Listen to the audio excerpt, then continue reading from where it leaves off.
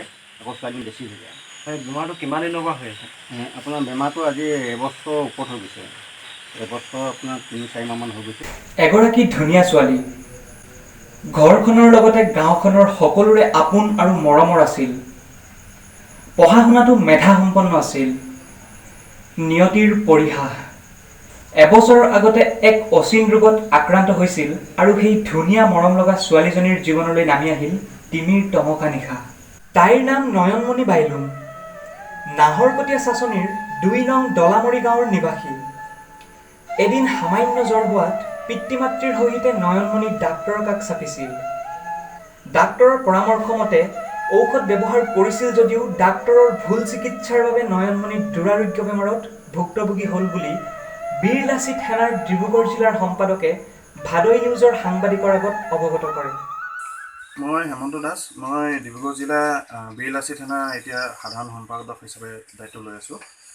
আজি ইয়ালৈ অহাৰ পাছত এটা কথা গম পালোঁ যে এই ছোৱালীজনী যিটো বেমাৰত ভুগি আছে, এই বেমাৰটোৰ কাৰণটো হ'ল প্ৰথম যেতিয়া তেওঁক AMC-লৈ লৈ গৈছিলে, তেতিয়া যিবিলাক ট্ৰিটমেণ্ট চলি আছিলে তাত অলপ মিছ ট্ৰিটমেণ্ট হ'ল। ডক্টৰৰ ফালৰ পৰা যিবিলাক মানে মেডিচিন দিয়া হৈছিলে, সেই মেডিচিনবিলাক 2-3 বাৰ বদলোৱা হৈছিলে, কিন্তু তেওঁক সঠিকভাৱে ট্ৰিটমেণ্টটো দিয়া নহ'ল। আৰু যিহেতু তেওঁলোকৰ ঘৰৰ অৱস্থা বৰ ভাল নহয় আৰু তেওঁলোকে পৰিয়ালটোক মানে বৰ বেছি গুৰুত্ব সহকাৰে নল'লে। তাইক মই মোৰ আগত লৈ প্ৰায় মেডিকেল যেতিয়া মেডিকেল মই নিছিলোঁ ডিব্ৰুগড় মেডিকেললৈ। ডিব্ৰুগড় মেডিকেলত নিয়া প্ৰথমতে ছোৱালীজনী হৈছিলে আপোনাৰ জ্বৰ আৰু অলপ গাৰ বিষ হৈছিলে। তাৰপৰা তাক নি মেডিকেলত দেখুৱালোঁ। মেডিকেলত দেখুৱাৰ পিছত মেডিকেলত 2-3 দিন থকাৰ পিছত আকৌ ৰিলিজ দিয়ে। ৰিলিজ দিয়াৰ পিছত ঘৰলৈ লৈ আনো। ঘৰলৈ অনা আহি ঠিক তেনেকৈ ধৰণে 2-3 দিন ঘৰত থকাৰ পিছত ছোৱালীজনী বেছি হৈ যায়, বহুত বেছি হৈ যায়। বেছি হৈ যোৱাৰ পিছত আকৌ লৈ যাওঁ। তেনেকৈ 2-3 বাৰ তাত মেডিকেলত নি দিনাখনি ছোৱালীজনী বেছি কোনো দিনাখনি ভালেই নহ'ল। দেউতাকৰ নয়নমণিৰ চিকিৎসাৰ বাবে সাঁচতীয়া টকাৰ লগতে মাটি বাৰী বিক্ৰী কৰিবলগীয়াত পৰিল। আনকি চৰকাৰী আৱাস যোজনাৰ পৰা পোৱা ঘৰৰ টকাকেইটাও নয়নমণিৰ বেমাৰত খৰচ কৰিবলগীয়া হ'ল। উপায়ন্ত হৈ পৰিছে পৰিয়ালবৰ্গ। সকলোৰে চকুত চকু পানী নিগৰিছে।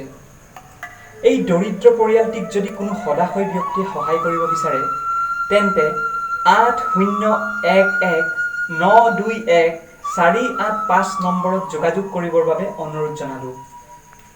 দুলীয়াজান শাখাৰ বীৰ লাচিত সেনাৰ সভাপতি হয়। আপোনাৰ নামটো বিশ্বজিৎ গগৈ নহয়নে?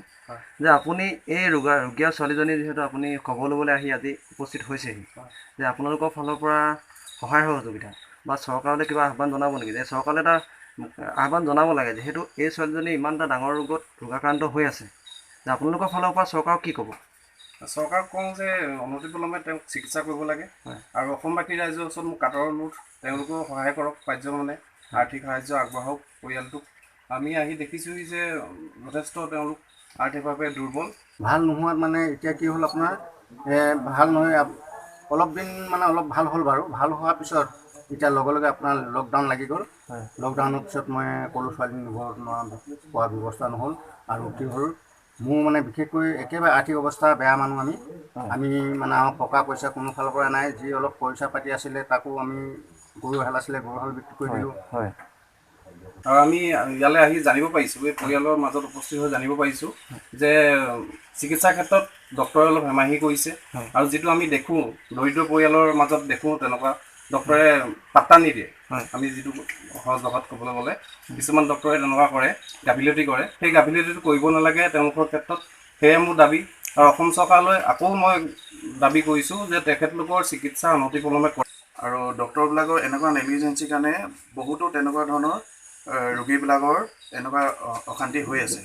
আৰু এই ক্ষেত্ৰত মই আমাৰ স্বাস্থ্যমন্ত্ৰীলৈ এটা আহ্বান জনাম, তেওঁ অলপ আমাৰ চৰকাৰী যিবিলাক আমাৰ মেডিকেল আছে সেইবিলাকত যিবিলাক ডক্টৰ আছে তেওঁলোকক এটা স্পেচিয়েল ইনষ্ট্ৰাকশ্যন দিব লাগে যে যিমানবিলাক আমাৰ অসমবাসী যিমান দৰিদ্ৰ পৰিয়ালৰ ৰোগীবিলাক যেতিয়া চিকিৎসা কৰিবলৈ যায়, তাত যাতে তেওঁলোকক অলপ গুৰুত্ব সহকাৰে ল'ব লাগে। মই দেৱদুৱাৰা বীৰ লাচিত সেনা চাচনি আঞ্চলিকৰ সভাপতি। তো আমি আজি এই নয়নমণি বাইলুং নামৰ ভণ্টিজনী এক দুৰাৰোগ্য ৰোগত আক্ৰান্ত হৈ থকাৰ খবৰ পাই আপোনালোকৰ মিডিয়া যোগে খবৰটো পাই আমি বীৰ লাচিত থানা চাচনি আঞ্চলিক সমিতি, বীৰ লাচিত থানা দুলীয়াজান আঞ্চলিক সমিতি আৰু ডিব্ৰুগড় জিলাৰ সাধাৰণ সম্পাদকৰ উপস্থিতিত আমি এটা দলে খবৰ ল'বলৈ আহিলোঁ। ছোৱালীজনীক আমি দেখিলোঁ, খুব বেয়া লাগিল, দুখো লাগিল। দেউতাককো দেখি দুখ লাগিল, ঘৰৰ অৱস্থা দেখিও আমাৰ যথেষ্ট দুখ লাগিল। তেখেতে আমাৰ যথেষ্ট দুখ লাগিছে। চাচনি মৌজাৰ ২ নং দলামুৰি গাঁৱৰ এই ভিতৰুৱা অঞ্চলৰ পৰা এজনী ছোৱালী, এঘৰ দৰিদ্ৰ পৰিয়ালৰ এজনী ছোৱালীয়ে ট্ৰিটমেণ্ট কৰিবলৈ যাওঁতে অসম মেডিকেল কলেজত যি জ্বালা যন্ত্ৰণা হৈছে তাৰ কথাও দেউতাকে কৈছে। আমি অসম চৰকাৰক আজি ইয়াৰ পৰাই আপোনালোকৰ যোগেদি সকীয়াই দিব বিচাৰিছোঁ যে তেওঁলোকে এই আমাৰ দৰিদ্ৰ মানুহবিলাকৰ চিকিৎসাৰ বাবে যিটো ভেকু ভাওনা কৰি আছে, তেওঁলোকে যি ধৰণৰ নাটক বা যি ধৰণৰ বেপাৰ কৰি আছে, এইটো খুব সোনকালে বন্ধ কৰিব লাগে আৰু আমাৰ দৰিদ্ৰ মানুহবিলাকক মানে উপযুক্ত চিকিৎসাৰ এটা ব্যৱস্থা কৰিব লাগে। অন্যথা কি হয়, আমাৰ ইয়াৰ পৰা ভিতৰ অঞ্চলৰ পৰা আমি মেডিকেললৈ গ'লে, অসম মেডিকেল কলেজলৈ গ'লে আমি সদায় ডক্টৰবিলাক আৰু বিভিন্ন ধৰণৰ যিবোৰ ব্যৱসায়িক প্ৰতিষ্ঠান আছে চিকিৎসা, তেওঁলোকো আমি প্ৰৰোচনাত বহি বহুত টকা পইচা হেৰুৱাবলগীয়া হয়, অথচ আমাৰ মানে কেৱল ৰোগীবিলাকে উপযুক্ত চিকিৎসা নাপায়। সেয়েহে অসম চৰকাৰক আজি ইয়াৰ পৰাই আমি অনুৰোধ জনাব বিচাৰিছোঁ। যিহেতু এতিয়া আপোনাৰ ডিব্ৰুগড় জিলা সমিতিৰ আপোনাৰ লাচিত থানাই আহি আপোনালোকৰ ঘৰত আহি খবৰ লৈছে আৰু কিছু পৰিমাণে সহায় কৰিছে। আপুনি অন্যান্য কিবা দল সংগঠন বা চৰকাৰৰ ফালৰ পৰা কিবা সহায় পাইছে নেকি? মই এতিয়ালৈকে কোনো পোৱা নাই। মই প্ৰথমতে ছোৱালীজনীক মোৰ একো অৱস্থা নাইকিয়া হোৱাৰ কাৰণে, মোৰ এটকা পইচা পাতি নোহোৱাৰ কাৰণে ছোৱালীজনী মুখৰ আগত লৈ থাকিব নোৱাৰা দুখত মই ছাত্ৰ সন্থা অঞ্জনক ক'লোঁ। অঞ্জনক কোৱাৰ পিছত অঞ্জনে আহি কথা বতৰা কিছুমান পাতি মেলি তেখেতে MLA লগত যোগাযোগ কৰিলে। MLA লগত যোগাযোগ কৰি আপোনাৰ 2-3 দিনৰ আগতে মিডিয়াই আহিছিলে, নিউজ লাইভ আহিছিলে নেকি, সেই নিউজ লাইভে আহি ইয়াত কিছুমান কথা সোধা মেলা কৰি মোৰ গোটেই এই কথাবিলাক লৈ গৈছে। তাৰপিছত MLA সহায় কৰি দিম বুলি আমাক কথা দিছে। MLA মতে আজি ফৰ্ম এখন দিছিলে, কালি ফৰ্মখন মই আজি ডিব্ৰুগড়লৈ নিলোঁ। ডিব্ৰুগড় যিজন ডক্টৰক আমি দেখুৱাইছিলোঁ, যি মানে মেডিচিন বিভাগত দেখুৱাইছিলোঁ, তাত মই আজি গোটা দিনটো মানে হাবাথুৰি খালোঁ। ডক্টৰ ইঠাইৰ পৰা ইঠাই পঠিয়াই দিয়ে, লগে লগে ইজনে ইজনক কৈ দিব, ইজনে ইজনক কৈ পিনে মানে ওলট পলট কৰি গোটা দিনটো মই আজি মেডিকেলত থাকিবলগীয়া হ'ল। হয়, এই ঘটনাটো নিশ্চয় আপোনাৰ অসম চিকিৎসা মহাবিদ্যালয়ত হৈছে। হয়, আপুনি যিহেতু আপোনাৰ কন্যাৰ এনেকুৱা এটা অসুস্থ এটা শৰীৰ লৈ ইমান দিন কষ্ট ভুগি আহিছে, গতিকে আপুনি চৰকাৰলৈ কিবা আহ্বান জনাব নেকি এই তাইৰ চিকিৎসাৰ কাৰণে? তাৰ চিকিৎসাৰ কাৰণে চৰকাৰে মই এইটোৱে আশা কৰিছোঁ, মোৰ ছোৱালীজনী যিকোনো উপায়ে মোৰ আগত ভালদৰে থাকক, আমি ভালদৰে জীয়াই থাকিম। আমি যিমান দিন জীয়াই থাকিম, ছোৱালীজনী ঠিক আমাতকৈতো বেছি বয়সে জীয়াই থাকিব।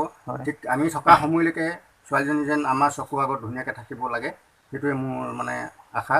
আৰু আপোনালোকৰ সহযোগতো, অন্যান্যৰ সহযোগতো কোনে যেনেকৈ পাৰে কোনোবাই মোক সহায় কৰিব পাৰিলে, মোৰ উঠি অহা প্ৰজন্মৰ ছোৱালীজনী যদি শান্তি দিব পাৰে, তেতিয়া মই তাকেই মই আপোনালোকৰ ওপৰত মই ধন্যবাদ জ্ঞাপন কৰিছোঁ। হয়,